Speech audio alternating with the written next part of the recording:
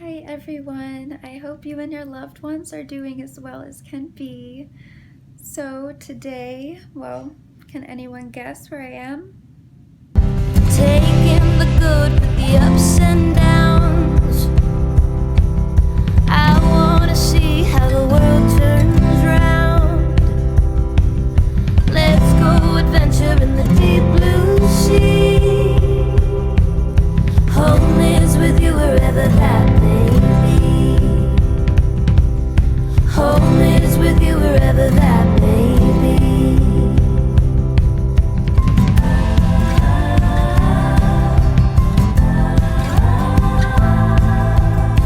Surprise, I am at the ER once again.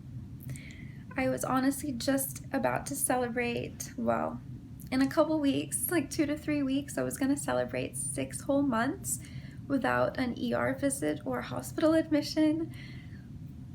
Just barely missed that 6-month anniversary. Last time I was hospitalized was January, February for endocarditis, which was a heart infection. And I luckily have managed to stay out of the ER since then, which for me is like nothing short of a miracle, let's be honest.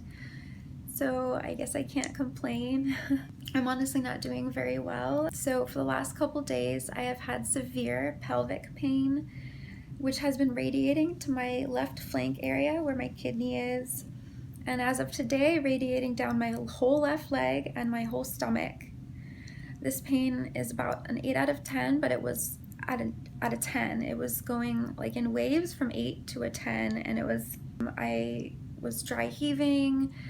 You know, the pain just took over me and it just was so much for me to bear. I almost threw up. Thankfully I didn't, but the nausea has been extremely hard to manage. Thankfully, they gave me Zofran and morphine, and so I am able to vlog because of that. I was barely able to move before they gave me meds. It feels like I have a dagger in my pelvis. When I move, it definitely feels like there are knives. Hold on, I need a sip of water. So yeah, it feels like knives, like I was saying, and I'm having trouble emptying my bladder. This has been going on for about 5 months that I have had ongoing bladder problems and kidney problems. And my urologist has basically equated it to my neurogenic bladder. My bladder is partially paralyzed from a spinal cord injury, incomplete L4, L5. I did have emergency surgery for that in 2018. And ever since that surgery, I developed the neurogenic bladder, so I do have to self-catheterize in order to empty my bladder. But even with catheters, I am still not totally able to empty. So sorry if I'm not talking well. It's the morphine and the pain and not being able to sleep the last 2 or 3 nights because of the pain. It's been really hard the last couple days. Thanks God that I have my mom and my cat. They are my life support. They have gotten me through this pain. My mom was trying to convince me to come to the ER for literally 3 days since it got really bad, and I am a tough cookie. I was like, I'm not going unless I absolutely have to, unless I can't bear it. It got to that point this morning that I was crying, screaming. It was a 10 out of 10. It's so bad. I have made it here successfully. They ran some blood work, got a urine sample. I'm waiting for the results of that now.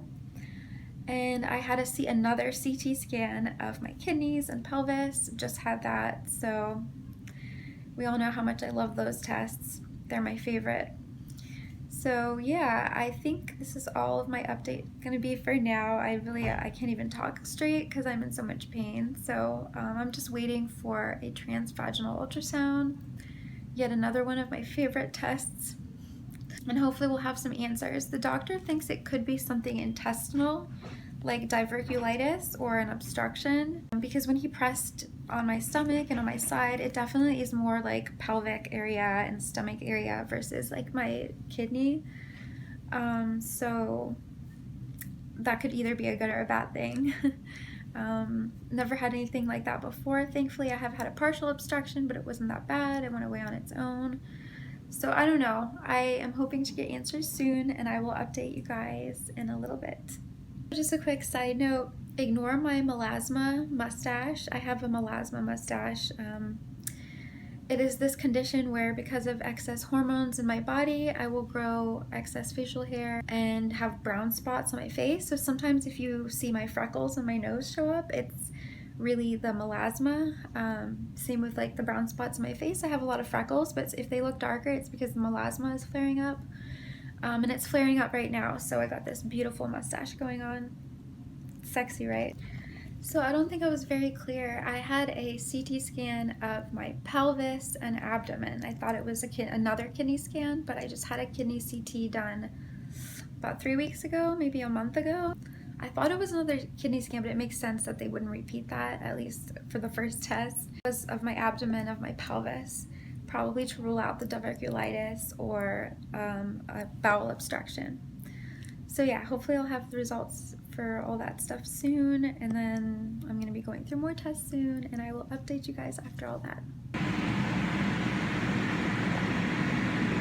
Hello.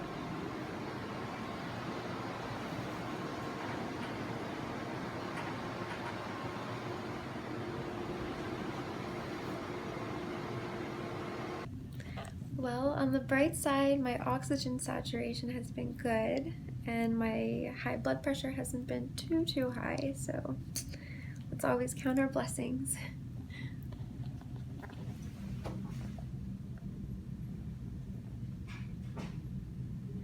So it turns out that I do have a mass on my ovaries / fallopian tube on the left side.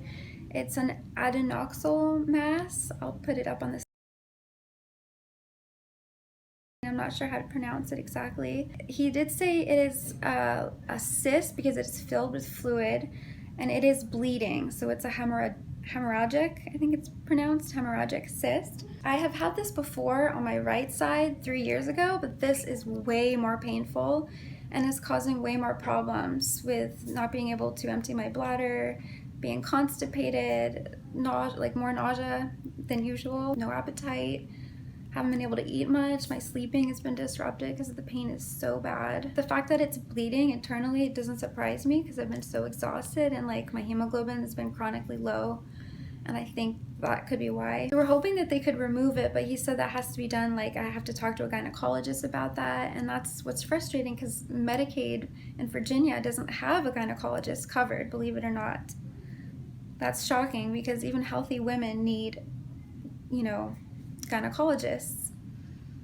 So I don't know what I'm gonna do. I'm hoping I won't have to bounce right back here. I'm glad that I'm not being admitted, but I'm worried that the pain is not gonna be manageable. I just have to pray and keep my fingers crossed and hope for the best. Hopefully I won't end up back here and I can somehow figure out how to treat this outpatient. I might have to go to like a free clinic. I'm not sure what to do, but that's my update for now. We're gonna try to get it removed. Hopefully that won't have to happen, but we'll see. That is it for now, and I will see you guys next time. If you like this video, give it a like, and if you haven't subscribed already, please subscribe to see my chronic illness journey and to see videos about vegan and gluten-free food. And don't forget to hit the bell for notifications on when I post videos. I will see you guys next time. Bye.